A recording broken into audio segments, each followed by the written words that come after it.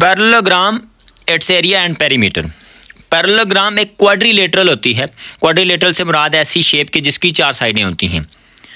Parallelogram में 4 साइडें होती हैं, यानी एक पेयर होता है और फिर दूसरा पेयर होता है। दोनों जो पेयर्स होते हैं वो आपस में पैरेलल होते हैं, यानी नॉन इंटरसेक्टिंग होते हैं।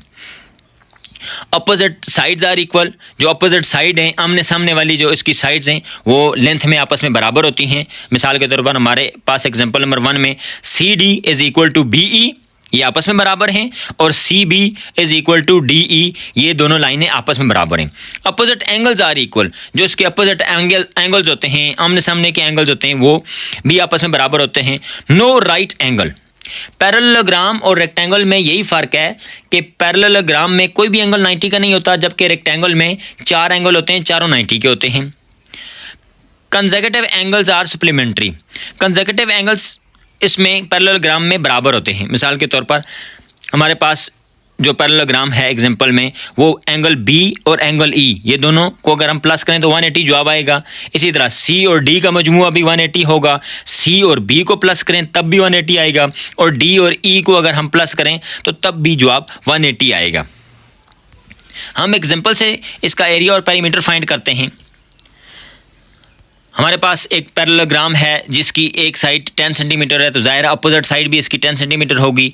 एक उसकी जो लेंथ है दाएं तरफ वाली वो 8 सेंटीमीटर है, तो बाएं तरफ वाली भी 8 सेंटीमीटर होगी। और इन पैरेलल लाइंस के दरमियान जो शॉर्टेस्ट डिस्टेंस है यानी अल्टीट्यूड, वो है 6 सेंटीमीटर। तो इस गिवन डेटा के ज़रिए हम एरिया और पेरीमीटर फाइंड करते हैं। एरिया फाइंड करने का फार्मूला है base multiplied by altitude. Base है हमारे पास 10 सेंटीमीटर, अल्टीट्यूड है 6 centimetre, 10 6 are 60 centimetre square area. Perimeter का फार्मूला है 2 इंटू बेस प्लस साइड। अब याद रहे कि एरिया में अल्टीट्यूड इस्तेमाल होता है और पेरीमीटर में बेस के साथ साइड वाली लेंथ इस्तेमाल होती है। तो पेरीमीटर का formula 2 into base plus side.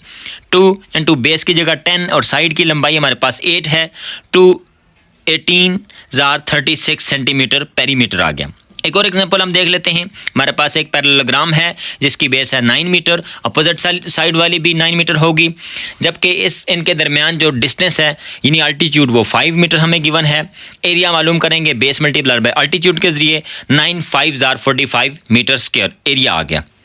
अब perimeter 2 into base plus side, हमारे पास बेस तो मौजूद है लेकिन जो साइड की मेजरमेंट है वो हमारे पास मौजूद नहीं है। तो इस तरह ये जो गिवन डेटा है इससे हम पैरेललोग्राम का पेरीमीटर फाइंड नहीं कर सकते।